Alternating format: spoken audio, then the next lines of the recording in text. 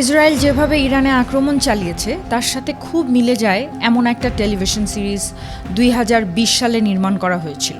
খোদ ইসরায়েলি নির্মাতা মোশে জোন্ডার, ওমরি শেনহার ও ড্যানিয়েল সিক্রিন, যা প্রচারিত হয়েছিল দেশটির কান ১১ চ্যানেল ও অ্যাপল টিভিতে।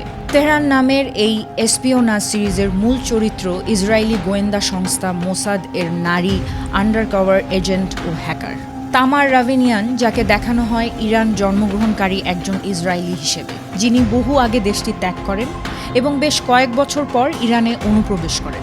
ইরানি ফ্লাইটে অ্যাটেন্ডেন্টের ছদ্মবেশে উনি অনুপ্রবেশ করেন। মিশনের বিভিন্ন সময়ে তামার নিজেকে বিদ্যুৎ সংস্থার কর্মী, ছাত্র আন্দোলনকারী হিসেবে পরিচয় দেন।